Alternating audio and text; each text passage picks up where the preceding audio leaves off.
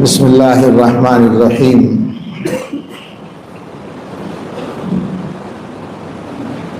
الحمد للہ رب العالمین، والصلاة والسلام علی سیدنا وحبیبنا وشفیعنا ومولانا محمد وآلہ واصحابہ اجمعین۔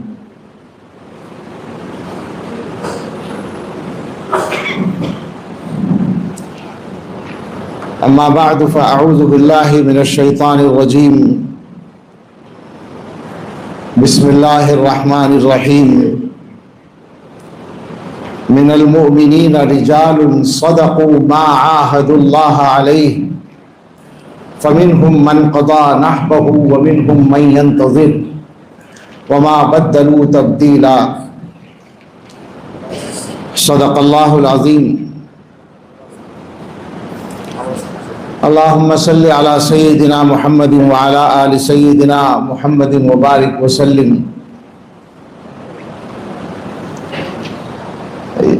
یادش بخیر جب وہ تصور میں آ گیا۔ یہ جگر کی غزل ہے اور مجھے آخری شعر یاد آ رہا تھا، جب دیکھی تو پوری غزل ہی اچھی لگی تو میں نے سوچا اس کو پڑھ دوں۔ یادش بخیر جب وہ تصور میں آ گیا، شعر و شباب و حسن کا دریا بہا گیا۔ جب عشق اپنے، بھائی آواز کم کرنے کو کہا، بڑھانے کو نہیں، آواز ہلکی کرو، ایکو بند کرو،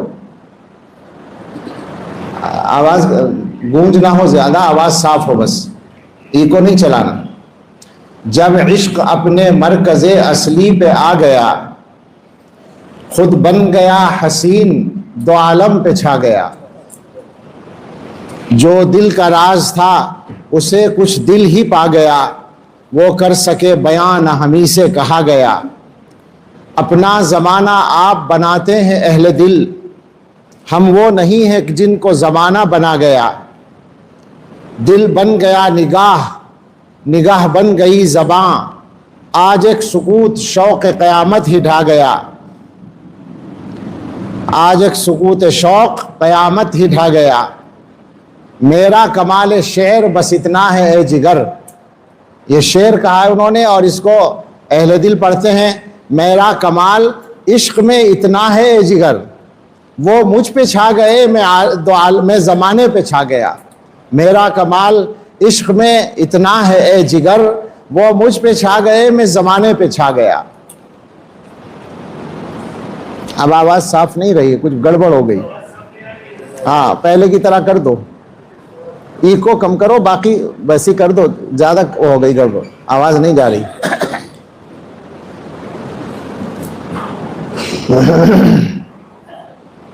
اللہ تعالیٰ کا شکر ادا کرتے ہیں کہ اس مبارک مجلس میں حاضری کا موقع ملا، اور شکریہ ادا کرتے ہیں آپ سب کا، اور خاص طور سے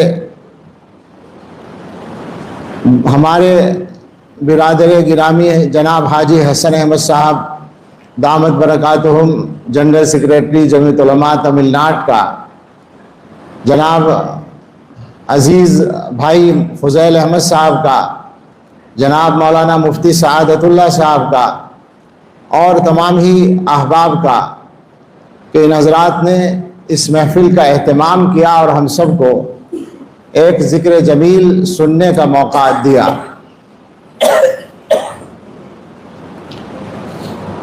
برادر گرامی مرتبت حضرت مولانا سید محمد طلحہ صاحب دامت برکاتہم، ان کو میں بھائی کہتا ہوں، برادر کہتا ہوں، چونکہ دوست کہنے میں تو گستاخی ہوگی، بہت بڑے ہیں ہر طرح سے۔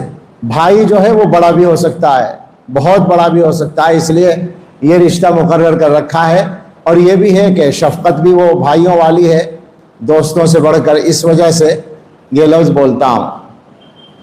حضرت مولانا سید محمد طلحہ صاحب ہم سے پہلے بیان کر لیں تو پھر ہمارے بیان کرنے کے لیے کیا رہ جائے گا، اور میری محرومی ہے کہ سارے بیان میں نہیں سن سکا، میں دیر سے پہنچا، لیکن جتنا سنا وہ بہرحال مولانا کا بیان تھا۔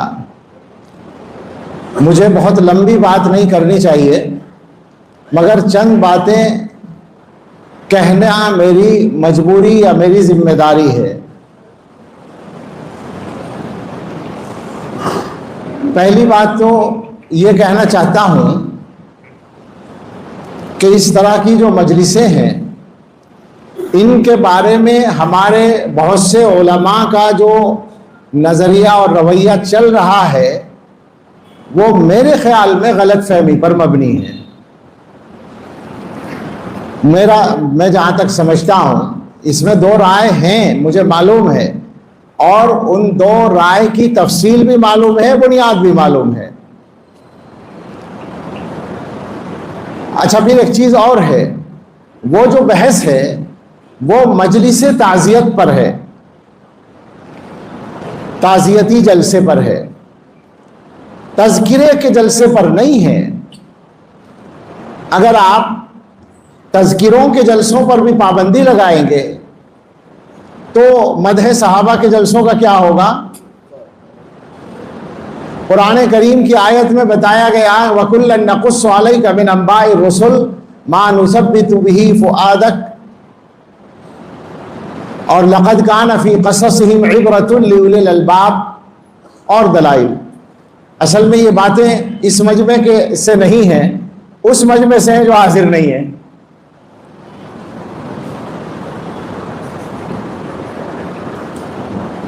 بات یہ ہے اصل میں کہ ایسے مواقع پر کچھ خلط مبحث ہو جاتا ہے، اور یہ باتیں کرنے کا مجھے موقع ہے اس لیے کہ میں اسی طبقے کا ایک ادنا سا فرد ہوں، ایک شریک ہوں، اس لیے میں بے تکلف یہ بات کہہ رہا ہوں۔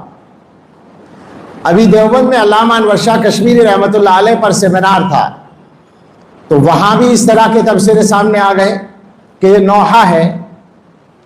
عجیب بات ہے، ایک علمی موضوع ہے، ایک شخصیت کا تذکرہ ہے، اور شخصیت کا تذکرہ اس لیے ہے کہ اس کے کارناموں کو سامنے لایا جائے تاکہ آگے والوں کو اس کے اتباع کا راستہ ملے اور اس کے علوم سے استفادے کی آسانی ہو۔ اس کو نوحہ کہہ دیا گیا۔ وہ حضرات جو منتظمین تھے انہوں نے اپنے انداز سے اس پر بات کی، میں بھی شریک تھا۔ میں نے کہا، میں تو سادہ سے انداز میں اور ہو سکتا ہے کبھی کبھی بے سلیقہ انداز میں کہہ دیتا ہوں، میں نے کہا کہ آپ کو ایک سیمینار پر اعتراض ہے، ہم 100 سیمینار کریں گے۔ وقت دارالعلوم میں نے یہ لفظ کہا۔ تو میں یہ بات پہنچانا چاہتا ہوں کہ تفصیل کریں تھوڑی سی، اور ویسے بھی اگر مجلس تعزیت بھی ہو قریبی زمانے میں 3 دن سے زیادہ میت کا شوق نہیں منایا جائے گا، حدیث ہے، بالکل معلوم ہے۔ علماء نے لکھا ہے کہ اگر آدمی قریب ہے تو 3 دن کے بعد تعزیت کے لیے نہ جائے، لیکن اگر دور ہے تو گنجائش ہے۔ اسی طرح سے یہ بھی فتاوی میں موجود ہے کہ اگر کوئی غم زیادہ بڑا ہو اور عام ہو تو اس پر بھی تعزیتی بات کی جا سکتی ہے، اور دور صحابہ میں اس کی مثالیں موجود ہیں۔ اب مجھے کوئی بتائے کہ اتنا بڑا غم کسی نے دیکھا ہے؟ میں ایک بات اور کہنا چاہتا ہوں کہ اس وقت میں چند باتیں کروں گا، اس سے پہلے ایک وضاحت یہ کر دوں۔ الحمدللہ یہ میں دعویٰ کر رہا ہوں، اور آج کے زمانے میں ہر بات ہر جگہ سنی جاتی ہے، کوئی دعویٰ کرنا آسان نہیں ہوتا۔ میں دعویٰ کر رہا ہوں کہ مجھے نہ جھوٹ بولنے کی عادت ہے نہ مبالغہ کرنے کی عادت ہے، میں وہ کہوں گا جو سچ ہوگا، اور ضرورت سمجھ کر کہوں گا۔ میں یہ بھی عرض کر دوں، میں زیادہ بے تکلف بات کروں گا چونکہ اس جگہ میں ویسے بھی مجھے تکلف نہیں ہے، اور ظاہر ہے کہ ضرورت کے تحت بات ہو رہی ہے۔ الحمدللہ مجھے اللہ نے موقع دیا، میں نے بہت بڑے بڑے اکابر کو دیکھا ہے، زیارت کی حد تک تو شیخ الحدیث حضرت مولانا زکریا صاحب کو بھی دیکھا ہے ان آنکھوں سے، اور اس کے علاوہ فقیر الامت حضرت مفتی محمود حسن صاحب گنگوئی رحمۃ اللہ علیہ، محی السنہ حضرت مولانا ہردوئی رحمۃ اللہ علیہ، صدیق وقت حضرت مولانا قاری صدیق صاحب باندھوی رحمۃ اللہ علیہ اور ان کے آگے پیچھے کے جتنے اکابر ہیں، حضرت مولانا مسیح اللہ خان صاحب رحمۃ اللہ علیہ، اور اس زمانے کے تمام گزشتہ 40-45 برس کے عرصے میں جتنے ممتاز علماء تھے، علاقہ بھی ہمارا وہی ہے اور زیادہ آسان تھا ہمارے لیے، تو سب کو دیکھا ہے۔ اور میں بالکل صفائی سے یہ بات کہوں کہ میں نے جو نام لیے ہیں میں ان سب کو اپنے حضرت کا بڑا مانتا ہوں، وہ سب بڑے ہیں۔ لیکن میرا ایک سوال ہے، اللہ کے یہاں کسی کا کیا مقام ہے میں اس پر بھی بات نہیں کر سکتا۔ اللہ کے یہاں ہو سکتا ہے کسی مسجد میں صفائی کرنے والا ایک گمنام آدمی جس کو محلے کے لوگ بھی نہ جانتے ہوں، وہ بڑے سے بڑے مشہور بزرگ سے افضل ہو، اللہ کے یہاں مقام اس کا بڑا ہو سکتا ہے، تو یہ بحث بھی نہیں ہے، نہ یہ دعویٰ ہے۔ لیکن ظاہری حالات کے اعتبار سے جو بات ذمہ داری سے کہی جا سکتی ہے، اور اگر میں غلط کہوں تو میری طرف سے گزارش ہے کہ مجھے روکا جائے، کہ اتنا ہماگیر فیض، اتنی ہماگیر محبت اور انتقال پر اتنا ہماگیر غم، میں نے 3 باتیں کہی ہیں، اس کی کوئی مثال قریبی تاریخ میں ہو تو بتائی جائے۔ فیض میں نہیں سمجھتا دنیا کا کوئی ملک بچا ہے، کسی ملک میں چاہے چند آدمی ہوں مگر ان کی زندگی میں حضرت کا اثر پڑا ہے۔ مولانا نے تو یہ بتایا حضرت کے حوالے سے کہ دارالعلوم دیوبند کا فیض ہر جگہ، ظاہر بات ہے دارالعلوم دیوبند ہے، وہ تو ملے گا، مگر یہ آپ کے ذہن میں نہیں رہا اس وقت کہ جب حضرت ناروے پہنچے تھے، جہاں سورج 6 مہینے دن 6 مہینے رات ہوتا ہے، تو وہاں حضرت کی کتاب پڑھی جا رہی تھی مسجد میں، دنیا کے آخری کنارے پر۔ میں نے بہت سفر تو نہیں کیے، مگر میں بنگلہ دیش کی بات کروں اگر، تو بنگلہ دیش کے جس علاقے میں گیا میرا تعارف ہوتا تھا، دارالعلوم کا استاد ہے، پیر صاحب کا آدمی ہے، وہ پیر صاحب جن کے خطبات آپ پڑھتے ہیں، ہر جگہ یہ تعارف ہوتا تھا، اور وہ خواہش کرتے تھے کہ آپ ان کو یہاں لانے کی کوشش کریں، ایک جگہ پیدا کریں کہ آپ کوشش کریں گے۔ مجھے کھڑے ہو کے کہنا پڑا کہ انشاءاللہ میں کوشش کروں گا۔ یہ صورتحال دنیا کے اکثر ملکوں میں تھی، اور اب یہ تو فیض کی بات ہے، محبت کی بات، اور پھر اس کے بعد غم کی بات۔ میں جانتا ہوں بڑے لوگوں کے جانے پر سب کو غم ہوتا ہے، بہت بڑے بڑے لوگوں کا غم دیکھا بھی ہے اور سہا بھی ہے، بالکل صحیح بات ہے، لیکن جو سچائی وہ یہ ہے، آج کا جو غم ہے وہ ہر آدمی کا ذاتی غم ہے، یہ فرق ہے۔ میرے پاس آنے جانے کا اس وقت جو سلسلہ ہے اور سبھی کے پاس ہوگا، عجیب و غریب انداز سے لوگ آ رہے ہیں۔ چند لوگوں کا گروپ بیٹھا تھا، میں پہچانتا نہیں تھا، میں نے کہا بھائی ادھر والوں کو تو پہچان رہا ہوں، یہ ادھر والے آپ حضرات کہاں سے؟ کہنے لگے ہم میرٹھ کے فلاں گاؤں سے آئے ہیں۔ بولنے والے صاحب نے کہا میں فلاں عالم کا بھائی ہوں اور میں بھی عالم ہوں، میں پڑھاتا تھا، پھر والدہ بیمار ہو گئی تو میں نے ان کی خدمت کے لیے پڑھانا چھوڑ دیا، 9 سال خدمت کی اور اس کے بعد انتقال ہو گیا۔ میں 2010 سے حضرت کی کتابیں پڑھتا ہوں، میں نے ماں اور باپ دونوں کو اپنے ہاتھوں سے قبر میں اتارا ہے، مگر مجھے غم کا پتہ آج چلا ہے کہ غم کسے کہتے ہیں۔ وہ آدمی کہنے لگا کہ میں پریشان تھا کہ میں کیا کروں، یہ مدرسے کے ناظم صاحب کہنے لگے چلو ان کے پاس چلتے ہیں۔ یہ تجربے قدم قدم پر ہو رہے ہیں۔ ابھی میں پرسوں آسام میں تھا، ایک نوجوان آپ دیدہ ہو کر آیا، کہنے لگا میں دلی میں ماس کمیونیکیشن کا جو ادارہ ہے میڈیا کا سب سے بڑا ادارہ IIMC شاید کہتے ہیں اس کو، اس کا اسٹوڈنٹ ہوں، اور میری نیت تھی حضرت سے بیعت ہونے کی، اب وہ چلے گئے ہیں، آپ مجھے بیعت کر لیں۔ آپ دیدہ تھا اور عجیب کیفیت میں اشتیاق کی کیفیت تھی۔ تو ایسی جو محبت ہے اور ایسا غم سب کا ہوتا ہے بڑوں کا، لیکن یہ غم ہر آدمی کا ذاتی غم بنا ہوا ہے۔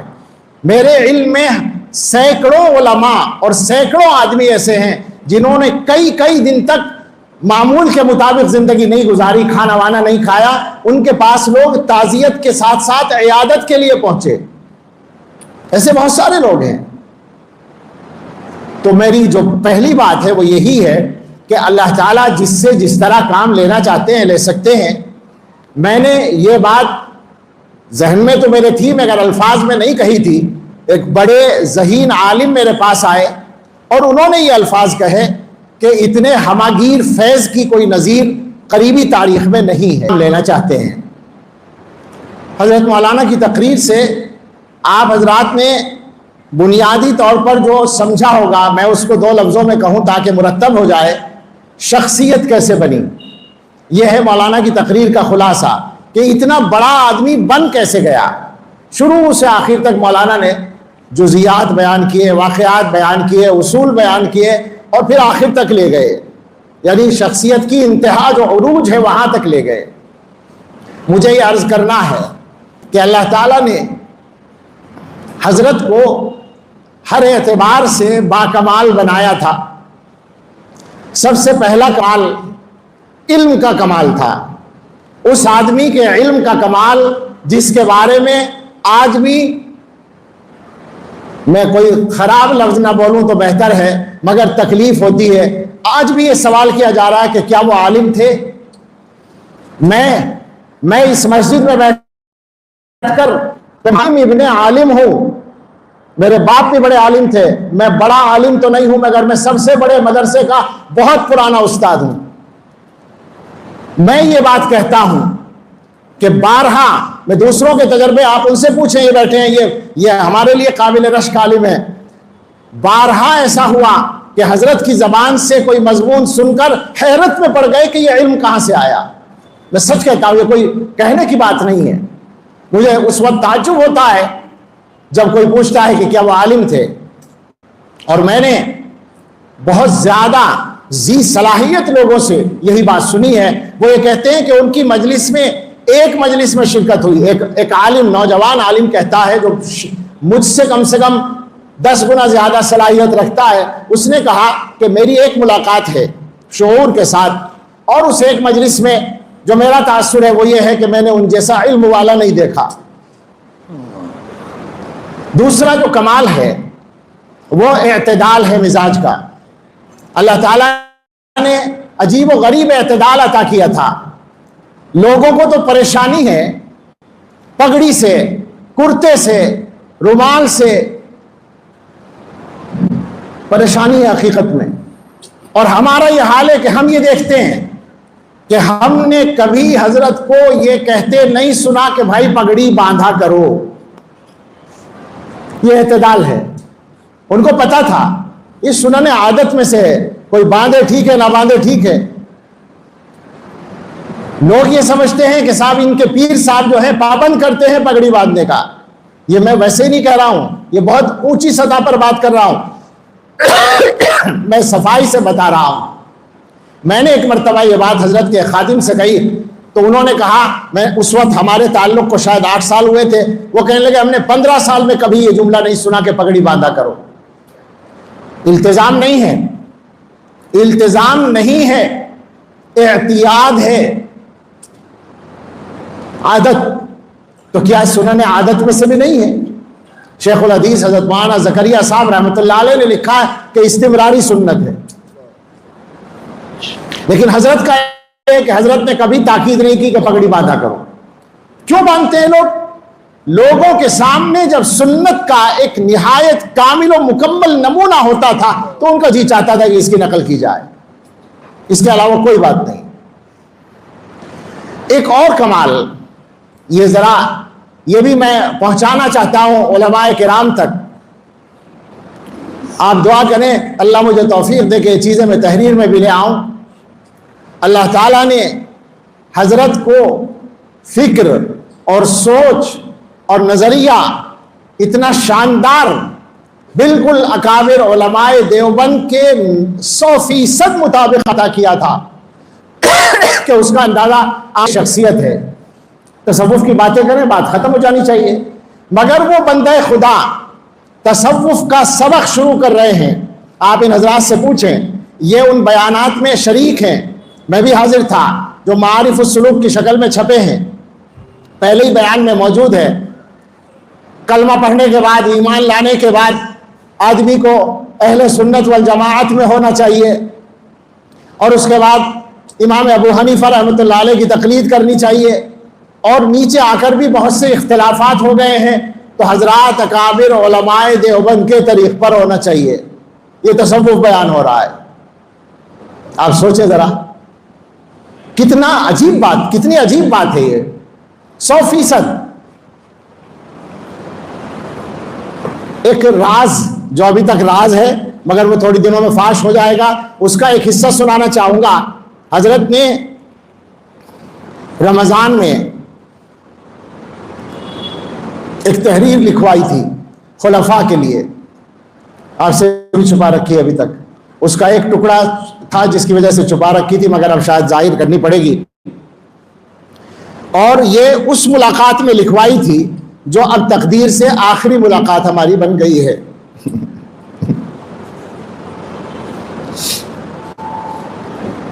رمضان میں افطار سے کچھ پہلے اس تحریر میں حضرت نے خلفاء کرام کو جو نصیحتیں کی ہیں 10 نمبر ہیں۔ پہلا نمبر ہے، تمام حضرات خلفاء اپنے ہر قول و عمل کو سنت کے تابع رکھیں اور اخلاق نبوی کو اپنائیں۔ نمبر 2، افکار و نظریات پورے طور پر حضرات اکابر دیوبند رحمہم اللہ کے موافق رکھیں۔ یہ دوسرا نمبر ہے۔ اور پھر آگے ہمیں ظاہر ہے کہ یہ خلفاء کے لیے اگرچہ سبھی کے کام کا ہے، لیکن ابھی میں اس کو عام مجلس میں نہیں سنانا چاہتا۔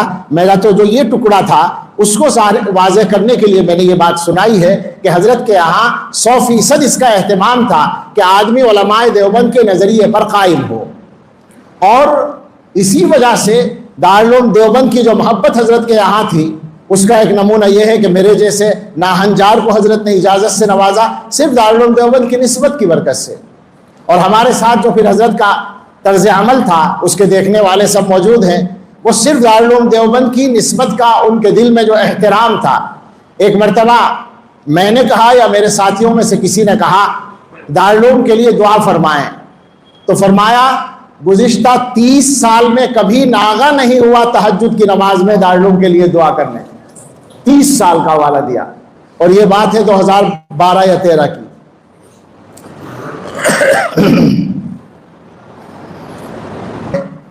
کہ اللہ تعالیٰ کی طرف سے شخصیات آتی ہیں۔ کبھی کبھی ایسا ہوتا ہے کہ کچھ لوگوں کے لیے ان کو پہچاننے میں اور ماننے میں کوئی آڑ رکھ دی جاتی ہے، وہ بھی اللہ تعالیٰ کی حکمت کے تحت ہوتی ہے۔ مگر مجھے یاد آیا، مولانا کے بیان کے دوران یاد آیا تھا کہ جس زمانے میں حضرت کے متعلق یہ مصیبت کھڑی کی گئی تھی، بہت تجربے ہوئے۔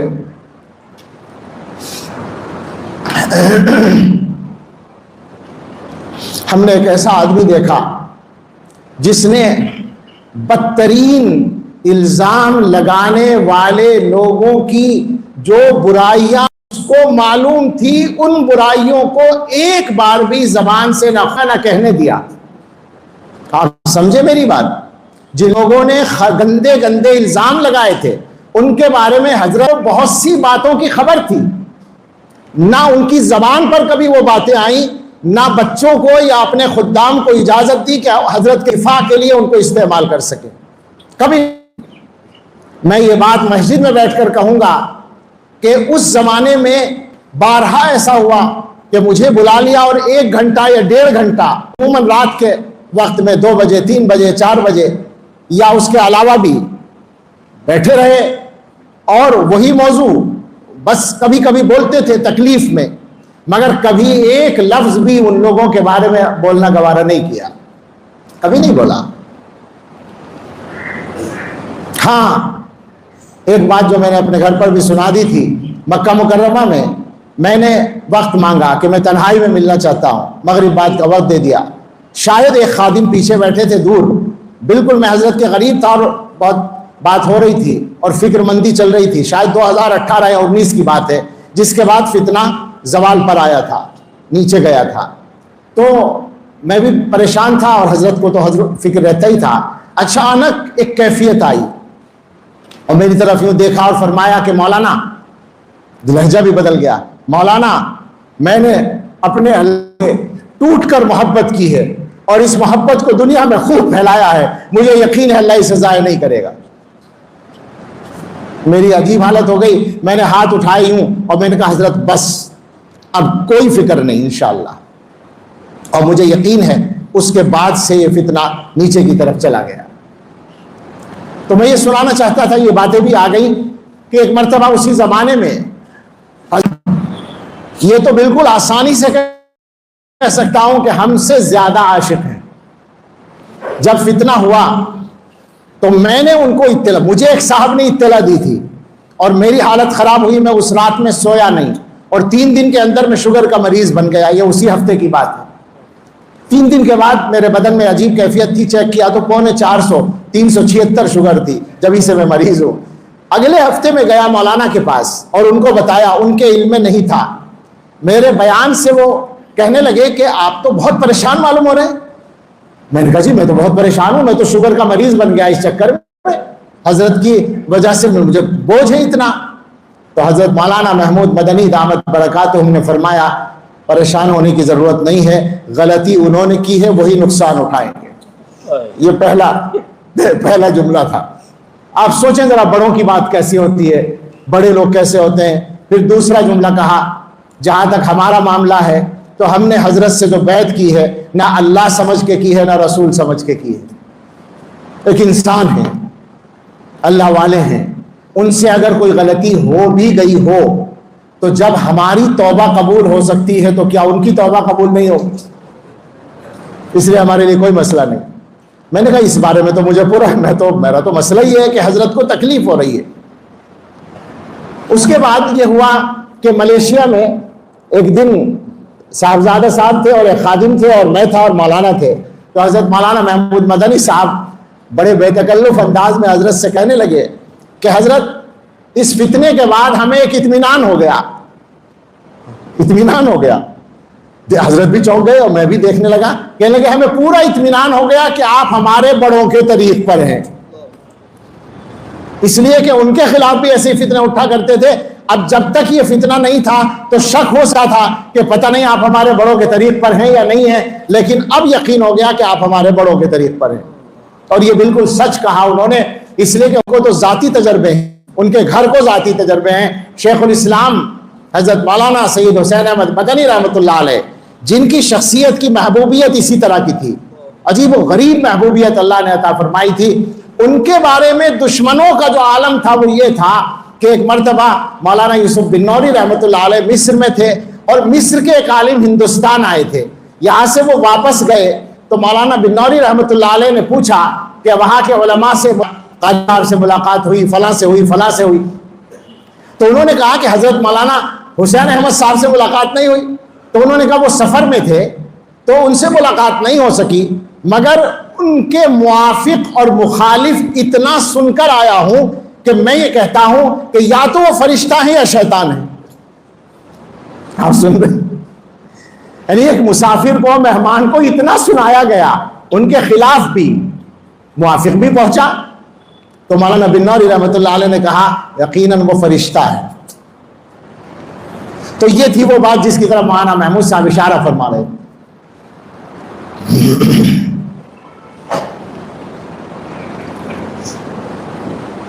سچی بات یہ ہے کہ میرا بیان مرتب نہیں ہے، مولانا کی تو زندگی ہی مرتب ہے، بیان بھی مرتب ہوتا ہے اور میرے لیے قابل رشک ہے، لیکن میرے پاس کچھ کہنے کے لیے نہیں ہے، مگر جو دل کے اندر باتیں ہیں جو ضروری سمجھتا ہوں وہ کہہ رہا ہوں۔ اور ایک دو چیزیں میں اور سنا کر میں چاہتا ہوں کہ مجلس بہت لمبی ہو گئی، اس کو پورا کیا جائے۔ ایک تو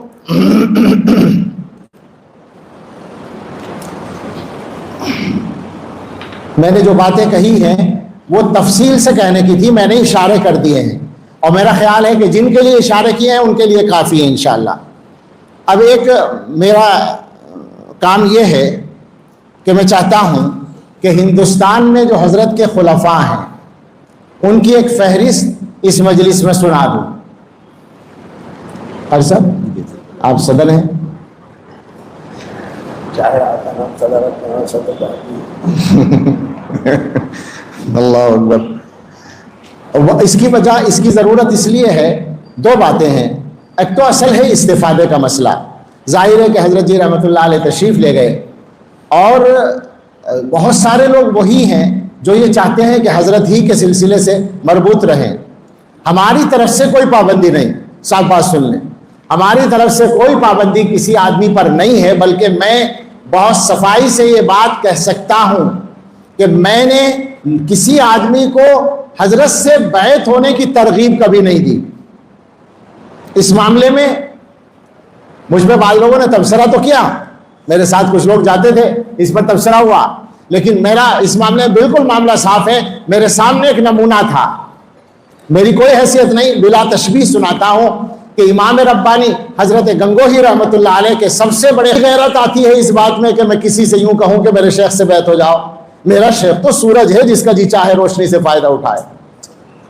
تو مجھے تو یہی ملا ہوا تھا نمونہ، بھئی میرا شیخ سورج ہے جس کا جی چاہے فائدہ اٹھائے. کوئی مشورہ کرتا تھا تو میں مشورہ دیتا تھا، لیکن اپنی طرف سے ترغیب دینے کا معمول کبھی نہیں رہا. ہم وہی بات آج بھی کہتے ہیں، اور جب یہ بات آ گئی تو بہت ذمہ داری کے ساتھ، اور ذمہ داری کا مطلب دارالعلوم دیوبند کے ایک ادنا خادم کے طور پر بھی جو مجھے بولنے کا حق بنتا ہے وہ میں کہنا چاہتا ہوں کہ سلسلوں کو مسئلہ نہ بنائیں.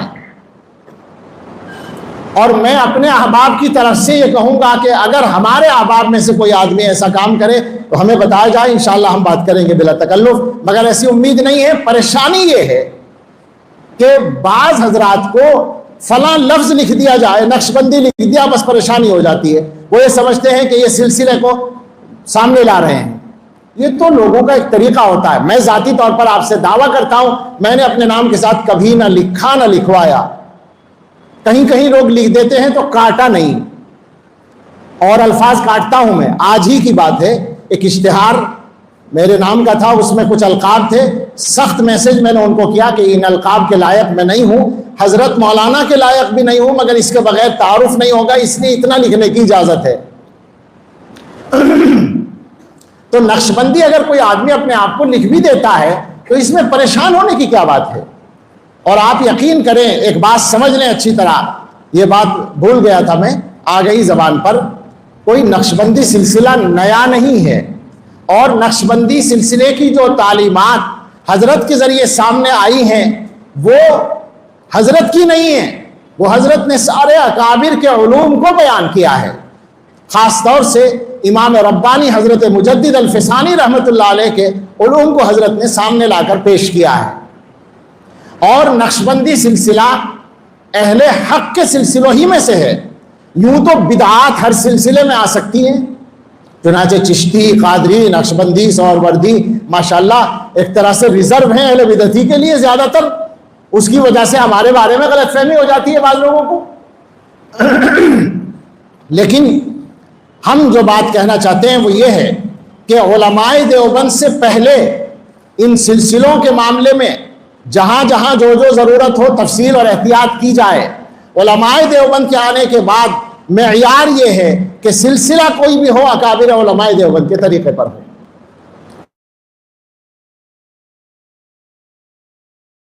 یہ ہم نے اپنے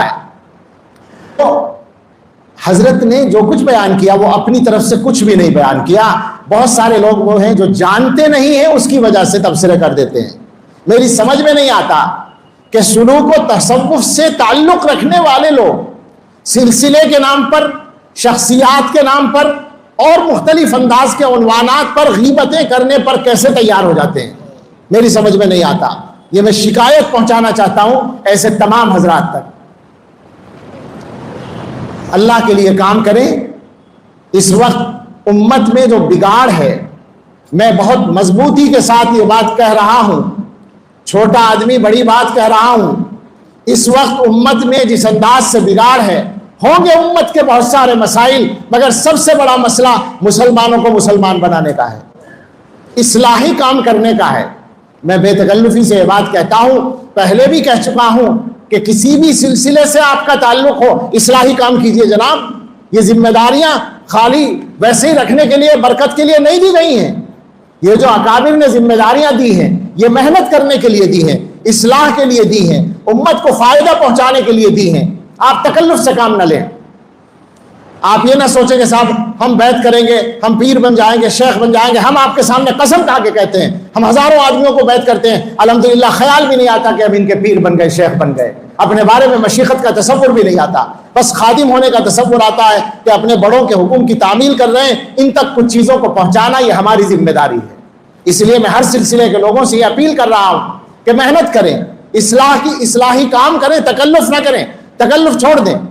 تمام علماء سے، تمام اصحاب سلسلہ سے، تمام اصحاب نسبت سے، تمام اصحاب اجازت سے یہ گزارش ہے کہ اس اجازت اور نسبت سے فائدہ اٹھا کر امت کی اصلاح کا کام کریں، مگر کریں اللہ کے لیے، کریں اخلاص کے ساتھ. انشاءاللہ اللہ تعالیٰ قبول کریں گے اور فائدہ پہنچائیں گے.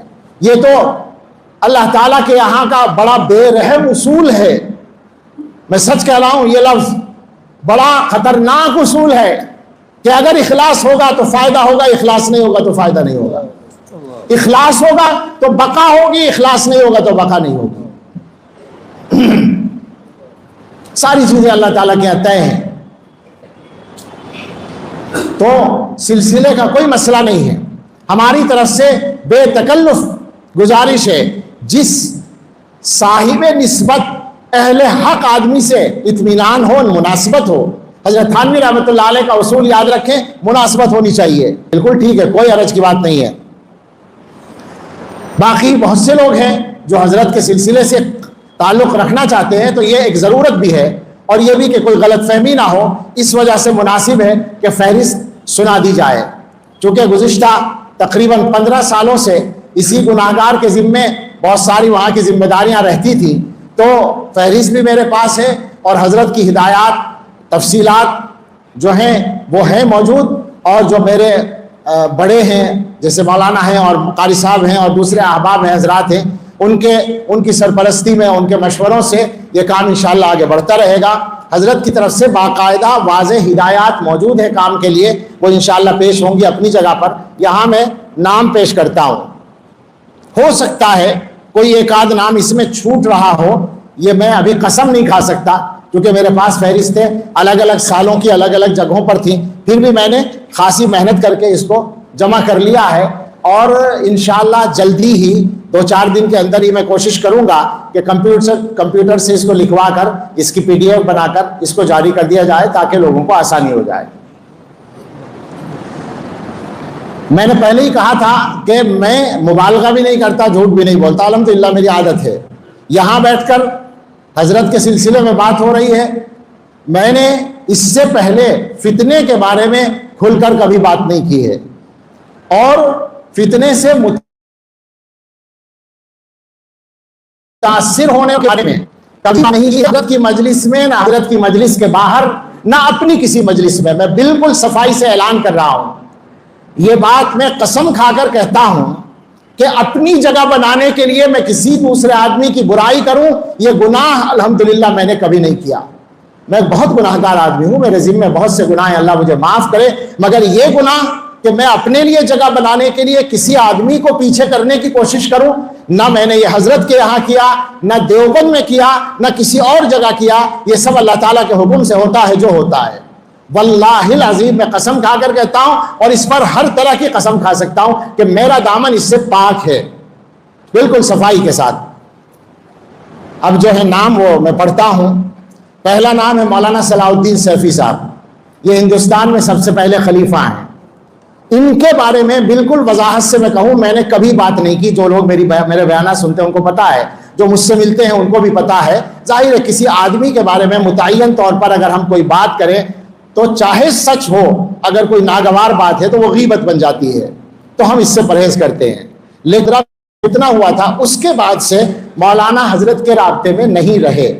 تفصیلات کو وہ جانتے ہوں گے، لیکن یہ ہماری معلومات ہیں اس کے مطابق. البتہ بعض لوگ یہ سمجھتے ہیں کہ حضرت نے خلافت واپس لے لی تھی. ایسا نہیں. ہماری معلومات یہ ہے حضرت نے خلافت واپس نہیں لی تھی. البتہ مولانا کا حضرت سے رابطہ نہیں تھا. ٹھیک ہے. دوسرا نام ہے حضرت مولانا خلیل الرحمان سجاد نعمانی صاحب کا. ان کا بھی شروع میں کچھ ایسا معاملہ تھا، آخر میں دعا وغیرہ کے لیے میسج اور رابطے کا سلسلہ تھا۔ اب اس موضوع پر جو میں نے بولا ہے اس وقت میں گزارش کروں گا کہ مزید مجھ سے کچھ نہ پوچھا جائے، میں اس سلسلے میں اور بات نہیں کروں گا، بس مجھے جو کہنا تھا وہ میں نے عرض کر دیا۔ باقی ہر آدمی سمجھ سکتا ہے کیا صورتحال ہے اور متعلقہ افراد سے اس کو بات کرنی چاہیے۔ جہاں تک حضرت کی بات ہے، حضرت جا چکے ہیں، اپنے تمام اعمال کے ساتھ جا چکے ہیں، اور حضرت کا مقام متعین ہو چکا ہے، تاریخ میں بھی متعین ہو چکا ہے، اور وہ انشاءاللہ بڑھتا چلا جائے گا، اور ان کی شخصیت کی بلندی کھلتی جائے گی، بڑھتی جائے گی۔ آخر میں 1-2 منٹ بولوں گا، نام بول دیتا ہوں۔ اس کے بعد نام ہے حضرت مولانا سید محمد طلحہ صاحب دامت برکاتہم، جو میرے دائیں طرف تشریف فرما ہے۔ حضرت مولانا شفیع الدین ندوی صاحب دامت برکاتہم، جو حیدرآباد میں رہتے ہیں۔ حضرت مولانا مفتی محمد ایوب صاحب، شوپیان کشمیر کا علاقہ ہے، وہاں کے مشہور بزرگ ہیں۔ حضرت مولانا مفتی انعام الحق صاحب، عالی پور گجرات۔ حضرت مولانا مفتی شکیل احمد صاحب، ویلور رشارم میں خانقاہ ہے، آپ سب جانتے ہیں۔ حضرت مولانا مفتی رحمت اللہ میر صاحب، بانڈی پورہ کشمیر، یہ اصلاً حضرت مفتی محمود حسن صاحب گنگوہی رحمۃ اللہ علیہ کے خلیفہ ہیں، اور اس کے بعد حضرت کے ہاں تشریف لائے تو حضرت نے بھی ان کو اجازت دی۔ بڑے لوگوں میں ہیں، دارالعلوم دیوبند کی شورا کے ممبر ہیں۔ حضرت مولانا قاری کلیم اللہ صاحب دامت برکاتہم، بنگلور، جو اس مجلس کے صدر بھی ہیں۔ حضرت مولانا حبیب الرحمان صاحب، جندل نگر غازی آباد، یہ حضرت مولانا عبد الجبار صاحب، شیخ الحدیث، مدرسہ شاہی مراد آباد رحمۃ اللہ علیہ کے صاحبزادے ہیں۔ حضرت مولانا مفتی خورشید انور صاحب، حسن پور، ضلع امروہہ، مشہور ہمارے علاقے کے بزرگ ہیں۔ حضرت مولانا عبد المومن ندوی صاحب، سنبل، رحمۃ اللہ علیہ، بڑے شاندار کام کر رہے تھے۔ حضرت مولانا سجاد صاحب کے چچازاد بھائی تھے، اللہ کو پیارے ہو گئے۔ حضرت مولانا سید محمود اسد مدنی صاحب دامت برکاتہم، البیت یعرفہ والحل والحرم، دنیا جانتی ہے۔ ایک گناہگار بندہ سلمان بجنوری، ان سب کا طفیلی۔ مولانا خضر محمد صاحب کشمیری دامت برکاتہم، استاذ حدیث دارالعلوم دیوبند۔ حضرت مولانا جی صحیح یاد دلایا، ایک نام، بڑا نام چھوٹ گیا، اگرچہ وہ ترتیب میں ان سے بعد میں ہے، مگر یہ بھی ان پر قربان ہے، اور وہ تھے، اللہ اکبر، ان کے والد گرامی حضرت مولانا سید نفیس اکبر صاحب رحمۃ اللہ علیہ، صدر المدرسین، شیخ الحدیث، جامعہ عربیہ ہتھورا باندھا، ہمارے سب کے بزرگ تھے، اور خلافت انہیں پہلے ملی تھی، لیکن ظاہر ہے کہ وہ والد گرامی تھے، اور یہ انہی کی برکت اور انہی کا صدقہ ہیں، یہ نام یہ لکھنے سے رہ گیا تھا، جزاک اللہ۔ تو حضرت مولانا خضر محمد صاحب، حضرت مولانا منیر الدین صاحب گڈاوی، استاذ حدیث دارالعلوم دیوبند دامت برکاتہم۔ حضرت مولانا امان اللہ صاحب، شری وردھن، کیا کہتے ہیں اس کو، کوکن کا علاقہ جو ہے، شری وردھن مشہور جگہ ہے، شوافے کا سب سے بڑا وہاں مدرسہ، بہت بڑا مدرسہ، اور اس کے محتمم تھے، انتقال فرما گئے، دارالعلوم دیوبند سے فارغ تھے، جمعیت علماء کے نائب صدر بھی تھے۔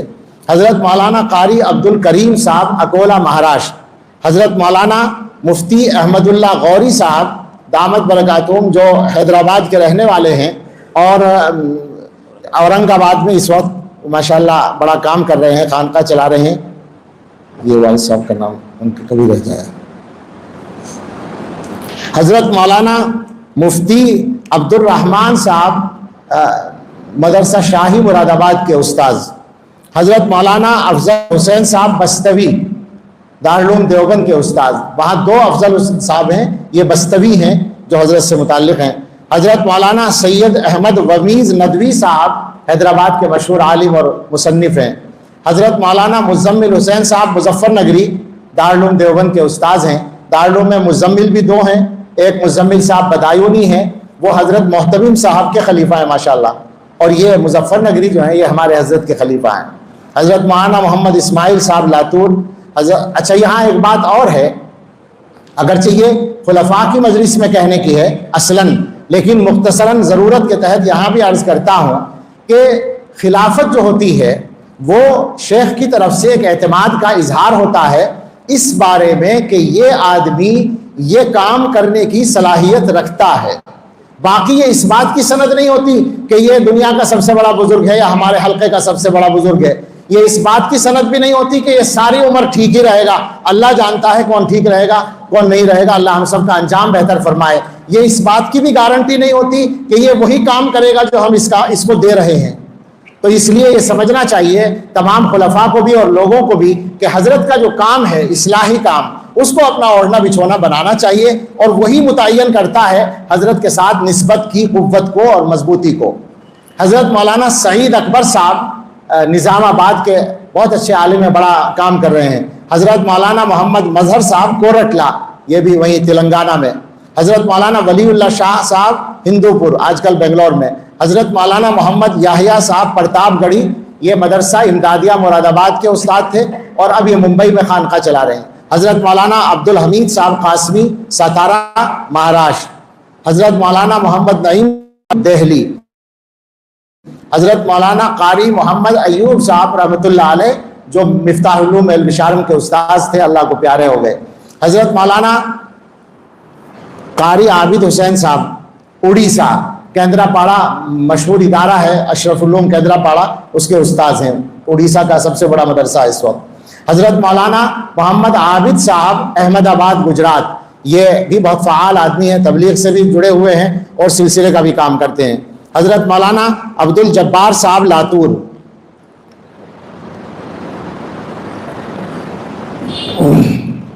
حضرت مولانا مولانا عباد الرحمان صاحب مہاراشٹر. حضرت مولانا عقیل احمد صاحب مہاراشٹر, یہ شاید احمد نگر میں ہے عقیل صاحب, وہی اسی علاقے میں. حضرت قاری انعام الحق صاحب رحمۃ اللہ علیہ میرٹھ کے رہنے والے تھے اور ساری زندگی بنگلور میں پڑھایا انہوں نے, ان کی بھی وفات ہو گئی ہے.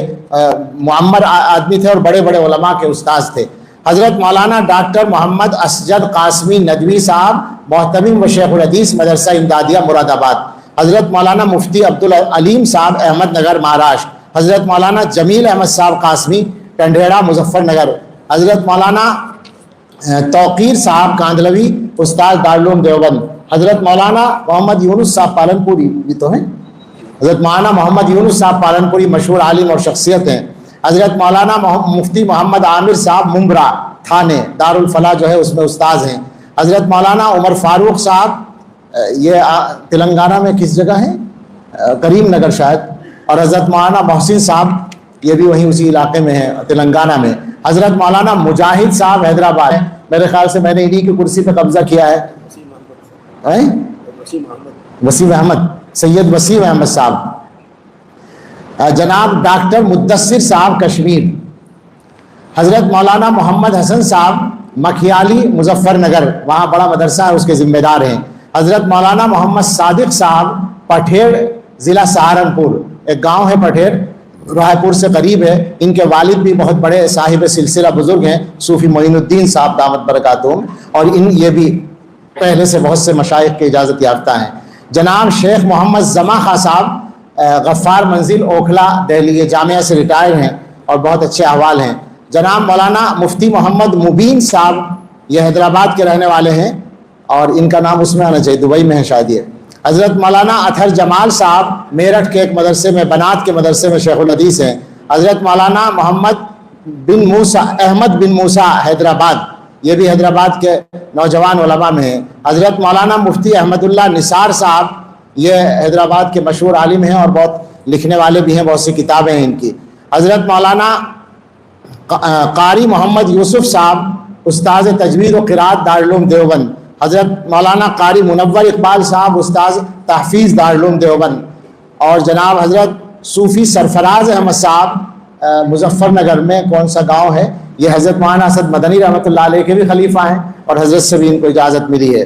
حضرت مولانا مستقیم احمد صاحب جالنا مہاراشٹر. اور جناب مولانا انجینئر عبد القدیر صاحب, ابھی تو بیٹھے تھے کہیں, موجود ہیں یہیں پر حیدرآباد. حضرت مولانا محمد شعیب صاحب مفتی شعیب صاحب ہندو پور, یہ قاری ایوب صاحب کے بھائی ہیں. حضرت مولانا شہباز عارف صاحب باندرا ممبئی. حضرت مولانا ڈاکٹر اویس صاحب, اب یہ پہلے صرف ڈاکٹر تھے, اب مولانا اور مفتی بھی بن گئے ہیں. اور حضرت مولانا محمد یامین صاحب میرٹھ. کچھ حضرات وہ ہیں جو باہر رہتے ہیں اور انڈیا کے رہنے والے ہیں, ان میں ایک نام تو مولانا مبین حیدرآبادی کا آیا, اور یہ بھی تو ہے نا ہمارے سامنے کوئی اجازت نہیں تھی. مولانا ایوب صورتی, حضرت مولانا محمد ایوب صورتی صاحب برطانیہ, حضرت مولانا بلال صاحب نیروبی کینیا, یہ گجرات کے ہیں, اور بہت سے حضرات واقف ہوں گے, ہندوستان میں بھی بہت کام کرتے ہیں. حضرت مولانا لطیف الرحمان صاحب بہرائچی جو محدث ہیں, بڑی حدیث کی ان کی کتابیں ہیں مکہ مکرمہ. حضرت مولانا سمین اشرف صاحب دامت برکاتہم, بڑے پرانے اور مشہور عالم ہیں دبئی میں. حضرت مولانا محمد عرفان صاحب ملیشیا, حضرت مولانا محمد یاسر صاحب دہلوی قطر, حضرت مولانا انصار احمد صاحب اعظمی سعودی عرب ریانی صاحب, یہ دارالعلوم میں استاد رہ چکے ہیں اور اب زمانے سے سعودی عرب میں ہیں, اس وقت ریاض میں ہیں. یہ نام ہیں جو حضرت کی طرف سے جن حضرات کو الحمدللہ اجازت ملی ہوئی ہے. دعا ہے کہ اللہ تعالیٰ ان سبھی سے کام لے اور حضرت کے طریق پر. ایک نام بہت اہم رہ گیا, جزاک اللہ خیر, محترم, ان کو تو حضرت بھی کہوں اور جو چاہے کہوں, بڑی بزرگ شخصیت تھے, قطب الدین ملا صاحب رحمۃ اللہ علیہ بیلگام, اللہ اکبر, کڑھی ہوئی شخصیت تھی. حضرت مولانا منظور نعمانی رحمۃ اللہ علیہ کے تربیت یافتہ تھے اور ان سے بھی اجازت تھی, اور اس کے بعد ہمارے حضرت سے ان کو اجازت تھی. ہمارا جب پہلا اعتکاف تھا تو اس میں وہ تشریف لائے تھے, وہ ان کا آخری تھا, اس کے بعد وفات ہو گئی. بڑی شخصیت تھی اور بڑا فیض ہے اپنے علاقے میں ان کا.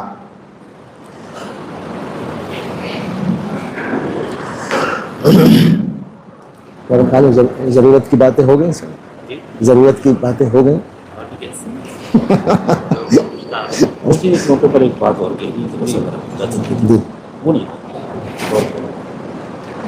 ہاں جی فرمائیے, یہ لے لیجیے. میری بات ابھی چل رہی ہے لیکن ظاہر ہے کہ یہ کوئی ایسا جلسہ نہیں ہے, مولانا کو کچھ فرمانا ہے, میں بھی سننا چاہتا ہوں.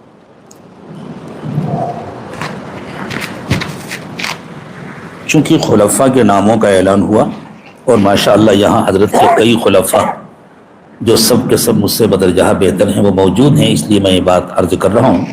کئی موقعوں پر ایسا ہوا ہے, میں خود اس کا شاہد ہوں کہ حضرت مولانا سلمان صاحب سے حضرت رحمۃ اللہ علیہ نے یہ فرمایا کہ حضرت آپ کو سب کو لے کر چلنا ہے. مولانا حضرت میں کہہ رہا ہوں, مولانا آپ کو سب کو لے کر چلنا ہے, سب کو جوڑ کر چلنا ہے. اور میں نے حضرت کی یہ منشا محسوس کی ہے جس کا میں اعلان کر رہا ہوں کہ ہندوستان میں حضرت کے جتنے خلفاء ہیں مولانا نے ان سب کو لے کر چلنے کی حضرت نے ان سب کو لے کر چلنے کی ذمہ داری مولانا سلمان صاحب کو دی تھی. اس لیے میں اس کا اعلان کر رہا ہوں, یہ کتنا بھی چھپائیں, اس لیے میں سب کی طرف سے اعلان کر رہا ہوں کہ مولانا جماعت کے بڑے ہیں. مجھے یاد ہے حیدرآباد کے خلیفہ سے کسی مشورے پر حضرت نے صراحتاً فرمایا تھا آپ کوئی کام ان سے پوچھے بغیر نہیں کریں گے. میں بھی اس سفر میں ساتھ میں موجود تھا اور آپ کو یاد ہوگا فرمایا تھا. اس وجہ سے انشاءاللہ ہم لوگ برابر رابطے میں رہیں گے. جب یہ کہیں بلائیں گے تو ہم مشورے کے لیے جائیں گے, انفرادی طور پر بھی کوئی ضرورت ہوئی تو مولانا سے مشورہ لیں گے اور کوئی کام مولانا کے مشورے کے بغیر نہیں کریں گے. آپ حضرات تائید فرما رہے ہیں.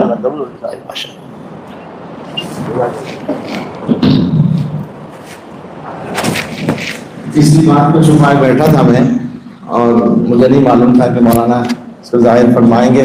سچی بات یہ کہ یہی وہ ٹکڑا ہے خلفاء والی تحریر میں آخر میں جس کی وجہ سے میں نے اس تحریر کو, بلکہ حضرت کے سامنے میں نے عرض کیا کہ میں یہ چاہتا ہوں کہ خلفاء سے ملاقات بالمشافہہ ہو, اس وقت پیش کر دوں ہر ایک کو. تو حضرت نے فرمایا نہیں ایسے بھی بھیج سکتے ہیں, اس کو عام تو ہونا ہی, یہ الفاظ ان کے ہیں. تو یہ آج وہ صادق آ گیا عام ہو. عجیب بات ہے, وہ اللہ کے بندے عجیب تھے, جو ان کی زبان سے نکلتا تھا وہ وہی جاتا تھا. حضرت نے فرمایا کہ یہ بات عام تو ہونی ہی ہے. بس اب میرا خیال ہے کہ اس مجلس کو تکمیل تک پہنچایا جائے. کے بارے میں کچھ نہیں معلوم. ہاں نہیں, مولانا کو نہیں, وہ تحریر نہیں معلوم تھی, یہ تو ان کو میں نے حضرت کی منشا کو سمجھا تھا.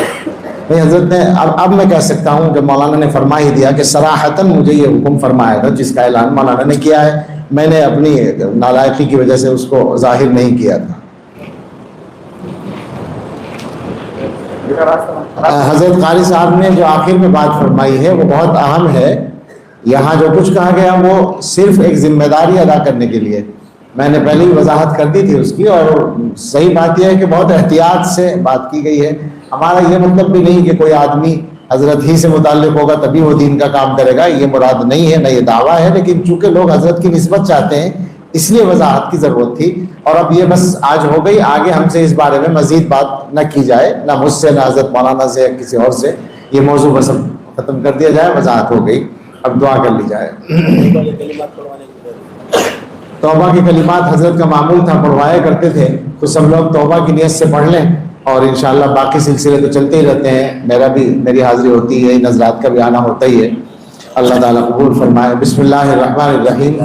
لا الہ الا اللہ محمد الرسول اللہ صلی اللہ علیہ وسلم۔ آمنت باللہ وملائکتہ وکتبہ ورسلہ والیوم الآخر والقدر خیرہ وشرہ من اللہ تعالی والبعث بعد الموت۔ آمنت باللہ کما ہوا باسمائہ وصفاتہ وقبلت جمیع احکامہ۔ اقرار باللسان وتصدیق بالقلب۔ اشہد ان لا الہ الا اللہ واشہد ان محمدا عبدہ ورسولہ۔ استغفر اللہ ربی من کل ذنب واتوب الیہ۔ دعا کرتے جائیں۔ سبحان ربی العلی الاعلی الوہاب۔ اللہم صلی علی سیدنا محمد وآلہ واصحابہ وبارک وسلم۔ ربنا آتنا فی الدنیا حسنۃ وفی الآخرۃ حسنۃ وقنا عذاب النار۔ ربنا لا تزغ قلوبنا بعد اذ ہدیتنا وہب لنا من لدنک رحمۃ انک انت الوہاب۔ ربنا ہب لنا من ازواجنا وذریاتنا قرۃ اعین واجعلنا للمتقین اماما۔ اے اللہ ہم سب کے گناہ معاف فرما دیجئے، اللہ اس مجلس کو قبول فرما لیجئے، ہم سب کے لیے اور سارے علاقے کے لیے اور امت کے لیے نافع بنا دیجئے۔ اے اللہ ہمارے حضرت جی رحمۃ اللہ علیہ کے ساتھ اپنی خاص رحمت کا معاملہ فرمائیے۔ اے اللہ ان کو سب سے زیادہ محبت آپ کی ذات سے تھی، اور اس کے بعد آپ کے حبیب صلی اللہ علیہ وسلم کی ذات مبارک سے تھی۔ اے اللہ وہ بندہ آپ کی بارگاہ میں پہنچا ہے جو ہماری معلومات کے مطابق آپ کا سب سے زیادہ چاہنے والا تھا، اللہ ان کے ساتھ اسی محبت کا معاملہ فرمائے۔ اے اللہ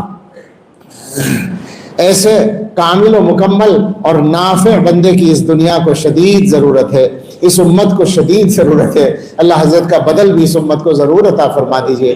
اے اللہ، اے رب کریم، اے رحمان الرحیم، ہم آپ کے سامنے ہیں، ہمارے گناہ آپ کے سامنے ہیں، ہمارے اعمال آپ کے سامنے ہیں۔ اللہ بس ہم اپنے حضرت اور تمام بزرگوں کے اور نبی پاک صلی اللہ علیہ وسلم کے واسطے سے اپنے لیے سچی توبہ مانگتے ہیں۔ اللہ سچی توبہ نصیب فرما دیجئے اور قبول فرما لیجئے۔ اللہ ہم سب کو، ہمارے متعلقین کو بیماریوں سے شفا عطا فرمائیے۔